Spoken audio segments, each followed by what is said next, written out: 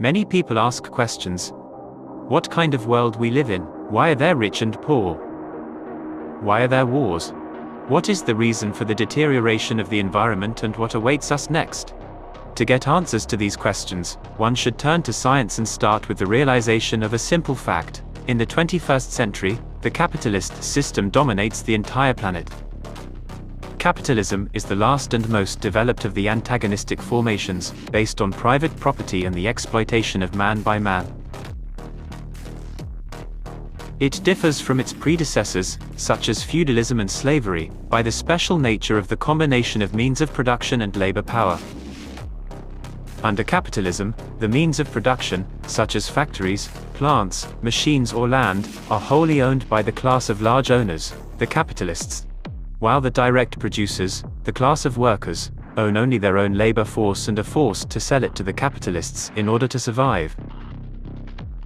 As a result, due to the lack of ownership of the means of production, most of the population, despite personal freedom, is economically dependent on the capitalist. In the process of labor, workers not only reproduce the value of their labor power, but also create surplus value, which is appropriated by the capitalists, and is a source of their enrichment. Production in the capitalist system is carried out only for the sake of profit. In an effort to maximize their wealth, the capitalists compete with each other and try to squeeze as much surplus value out of the workers as possible. The countless army of the unemployed is called upon to reduce the cost of labor, increasing the profits of the capitalists and the degree of exploitation of the workers. Relying on their economic power, the capitalists seized state power and made the state their instrument. The police, army and officials served the interests of capital by suppressing the working class. The economic basis based on exploitation creates a corresponding ideological superstructure. Bourgeois science, law and morality are called upon to inspire the idea of the naturalness of exploitation, proclaiming capitalism the most perfect and unchanging system that corresponds to the natural nature of man. Since the goods produced by the workers are appropriated by the capitalists, the workers are alienated from the results of labor and lose interest in work, which turns into a mechanical routine and punishment. The dominance of competition under capitalism alienates people from each other and creates constant anxiety and uncertainty about the future. If a person does not have wealth and cannot resist the competition, he becomes a means to enrich others. Money is the main goal in life. The endless pursuit of profit. The consumer attitude towards each other trample on the dignity of a person and reduces intellectual demands. The low quality of education and low-class popular culture, together with the propaganda of a consumerist lifestyle, makes it difficult to access scientific knowledge. About 1.5 billion people on the planet live in extreme poverty, and nearly 3 billion people survive on $2 a day. At the same time, almost 85% of the world's wealth is in the hands of 9.5% of the richest people. And the fortune of the 26 richest oligarchs is comparable to the wealth of almost 4 billion poor people. Moreover, the wealth of the richest capitalists is growing every year. From July 2017 to the end of July 2018, the number of millionaires grew by nearly 2.5 million, totaling 42 million. They made another $900 billion richer in a year. The whole course of development of capitalist production and competition leads to the concentration and centralization of production and capital in the hands of a few powerful capitalists and capitalist associations, who oust weaker competitors. Thus was reached the modern, highest and last stage of the development of capitalism, imperialism, or monopoly capitalism.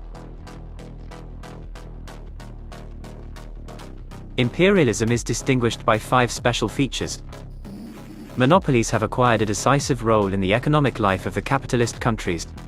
Banking capital merged with industrial capital, finance capital was formed. Domination in economic and political life belongs to the financial oligarchy. In contrast to the export of goods, the export of capital to dependent countries acquired particular importance. International monopoly unions of capitalists have formed, dividing the world among themselves into spheres of influence.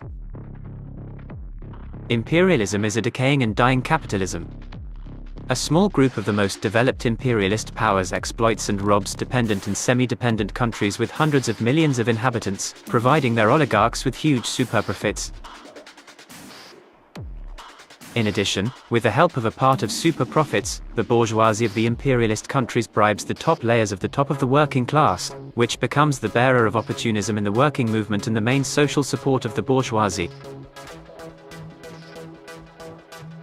Over time, the development of capitalist countries is unevenly leading to a sharp violation of equilibrium within the global capitalism system. Those groups of capitalist countries that consider themselves less wealthy raw materials and sales markets usually make attempts to change the situation and divide the spheres of influence in their favor by applying armed force. As a result, the capitalist world is divided into hostile camps and the war between them begins. Today, capitalism has reached a stage of development where it is no longer compatible as an economic and social order with modern productive forces. By its very nature, capitalist economy is spontaneous and anarchic. Despite the fact that the goods produced under capitalism are the product of the labor of the whole society, they are produced blindly, not knowing how many of the same products others will produce, what is the need for these products and whether they will find a market. Ultimately, all this gives rise to a constantly accompanying phenomenon of capitalism called the crisis of overproduction. At the moment of aggravation of crises of overproduction, there is a mass stop of one enterprise after another. Millions of workers are thrown out of the production process, which dooms them to starvation.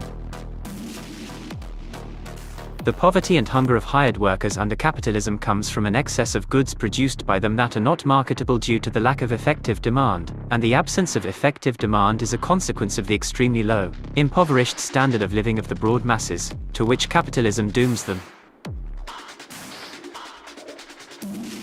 During crises of overproduction, not only finished goods are destroyed, but also the productive forces are destroyed, workers are declassed and die, and the machinery and equipment of enterprises become unusable. Capitalist ownership of the means of production has become a brake on the development of the productive forces. Under imperialism, competition and anarchy of overproduction are not only not eliminated, but only intensified, thereby further sharpening the capitalist contradictions and the growth of the unevenness of the capitalist countries. In addition to the mass impoverishment of the population, conflicts of monopolies, regular wars and economic collapses, the problem of the ecological crisis has become more and more urgent in recent years.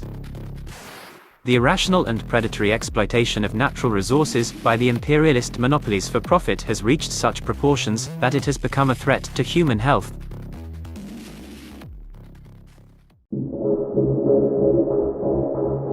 According to scientists, due to human activity, 75% of the land, 40% of the world's oceans and 50% of river waters are actively degrading. More than 40% of amphibians, 33% of coral reefs and over a third of marine mammals are at risk. A third of the resources of marine fish are caught in an irrational way. About 30% of the 24,000 species of fish are under threat of extinction. More than 33,000 species of plants are under the threat of extinction. 11% of all bird and mammal species are threatened with extinction and another 14% are already on their way to extinction. Extinction threatens 10% of insect species. If the trend continues, by the end of the 21st century, they may not remain on Earth at all, which will radically change the entire biosphere of the planet. In addition, due to the depletion of land, their fertility has decreased on a quarter of the planet. Phenomena such as soil, water and air pollution, deforestation, destruction of wildlife, growing scarcity of drinking water and the deterioration of food quality are the result of the existing parasitic system of capitalism, in which profit at any cost is at the head of everything.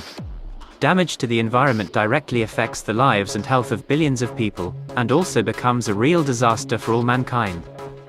The ecological crisis is one of the signs of the deep decay of the capitalist system and a factor in the deepening of the capitalist crisis.